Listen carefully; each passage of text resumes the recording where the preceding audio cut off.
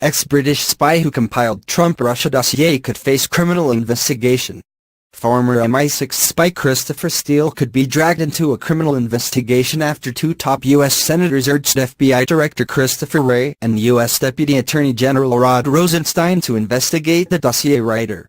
Republican Senators Chuck Grassley and Lindsey Graham, in a letter to the FBI Director, U.S. Deputy Attorney General, accused Mr. Steele of providing false statements about his sharing of information from the dossier with media outlets. The former British spy compiled a 35-page dossier of allegations which claimed financial and personal links between then-presidential candidate Donald Trump, his advisors, and Russia.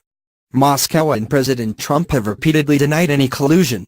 Mr. Grassley and Mr. Graham, who respectively chair the Senate Judiciary Committee and one of its subcommittees, have been supporters of a campaign by Trump and some Republicans to discredit Mr. Steele's dossier and cast doubt over the credibility of investigations into the alleged Russian meddling in the 2016 election.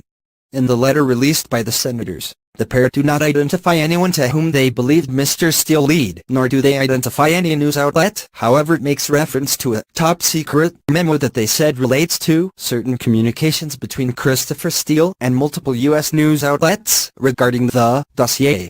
Several news organizations, including Reuters, are understood to have briefed on Mr. Steele's dossier before the November 2016 election, but most decided not to report on the material at the time because it could not be verified. Mr. Steele had no immediate comment, Reuters reports. Joshua Levy, a lawyer for Fusion GPS, affirmed that is alleged to have assisted backers of Democratic Party presidential candidate Hillary Clinton in financing the dossier. Believes Senator's letter is a bid to undermine the special counsel investigation by the Department of Justice S. Robert Mueller. Mr. Levy said, after a year of investigations into Donald Trump's ties to Russia, the only person Republicans seek to accuse of wrongdoing is one who reported on these matters to law enforcement in the first place. We should all be skeptical in the extreme.